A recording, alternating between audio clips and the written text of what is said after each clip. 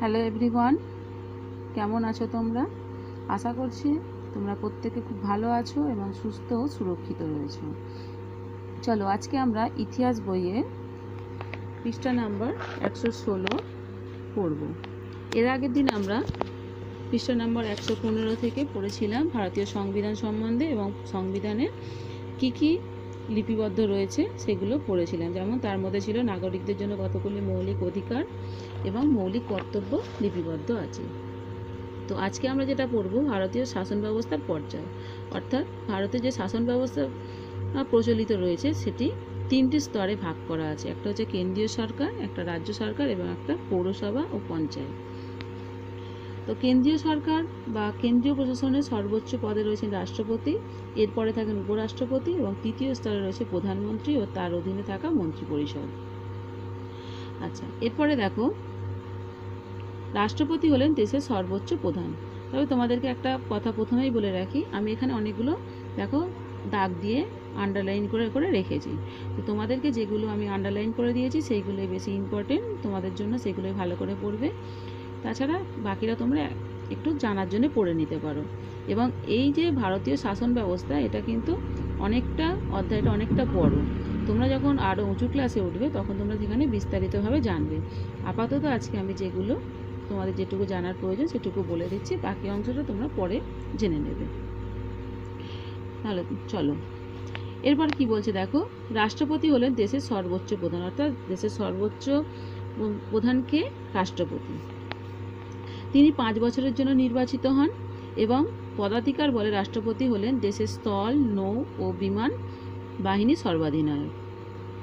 এরপরে যেটা রয়েছে, রাষ্ট্রপতির পরবর্তী রাষ্ট্রীয় প্রধান হলেন উপরাষ্ট্রপতি, তিনিও 5 বছরের জন্যই নির্বাচিত হন। তবে দেশের প্রকৃত শাসন ক্ষমতায় থাকেন প্রধানমন্ত্রী, তিনিই মূলত সমস্ত কার্যকলাপ পরিচালনা করে থাকেন। এরপরে যেটা, এটা তো গেল আমাদের কেন্দ্রীয় সরকারের পর্যায়, তাই তো? এরপর আমরা জানবো রাজ্য সরকার সম্বন্ধে। রাজ্য সরকারের কি, যে অঙ্গরাজ্যের সর্বোচ্চ পদের অধিকারী হলেন রাজ্যপাল, তার নামে রাজ্য সরকার পরিচালিত হন। তিনি রাষ্ট্রপতির দ্বারা নিযুক্ত হন এবং তার মেয়াদ 5 বছর।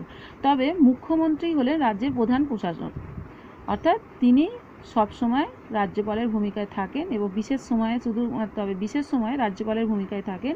তবে প্রকৃত যে শাসন ব্যবস্থা পরিচালিত হয় সেটা মুখ্যমন্ত্রীর দ্বারাই কিন্তু পরিচালিত হয়।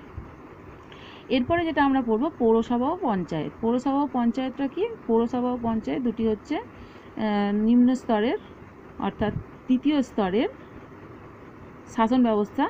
তো সেখানে হচ্ছে তাহলে শহরের যেখানে স্বায়ত্তশাসন চলে, অর্থাৎ শহর এলাকায় যেখানে স্বায়ত্তশাসন ব্যবস্থা পরিচালিত হয় যার দ্বারা, সেটা হচ্ছে পৌরসভা। এখানকার প্রধান হলেন পৌর প্রধান। এখানকার প্রধান অর্থাৎ যিনি সর্বোচ্চ পদে রয়েছেন তাকে বলা হচ্ছে পৌর প্রধান। আর এখানকার কি হয়, বিভিন্ন পৌর প্রতিনিধিরা নিজেদের এলাকার নানা কাজ সম্বন্ধে পৌর প্রধানের কাছে এসে জানান। অর্থাৎ কোনো এলাকায় যদি কোনো সমস্যা থাকে বা নতুন কিছু কাজ করার প্রয়োজন থাকে, সেগুলো সেই প্রতিনিধিরা পৌর প্রধানের কাছে এসে জানান এবং পৌর প্রধান সেই অনুযায়ী সেই এলাকার কাজ করেন। এরপর আছে গ্রামীণ স্বায়ত্তশাসন। গ্রামীণ স্বায়ত্তশাসনের ক্ষেত্রে ত্রিস্তর পঞ্চায়েত ব্যবস্থা। এটা কি, 3টে স্তর রয়েছে, একটা হচ্ছে জেলা, একটা হচ্ছে পঞ্চায়েত, একটা এবং গ্রাম পঞ্চায়েত। তাহলে জেলা পরিষদটা কি? জেলা পরিষদের প্রধানকে বলা হচ্ছে সভাধিপতি এবং এর পরের স্তরে রয়েছে পঞ্চায়েত সমিতির প্রধান, যাকে বলা হয় পঞ্চায়েত সভাপতি, এবং গ্রাম পঞ্চায়েতের প্রশাসনিক প্রধান হলেন গ্রাম প্রধান বা পঞ্চায়েত প্রধান। তো ভারতীয় শাসন ব্যবস্থার যে পর্যায়টা রয়েছে, এটি 3টি পর্যায় এবং তার বিভিন্ন ভাগগুলো তোমরা জানলে। আর একটা কথা, এর সঙ্গে তোমরা এই মডেল প্রশ্ন উত্তর যেগুলো দেওয়া রয়েছে পেজ নাম্বার 117 থেকে শুরু করে 119 পর্যন্ত আছে, এটাও তোমরা এর সঙ্গে পড়ে নেবে। এরপর তোমরা পুজোর ছুটি পাবে।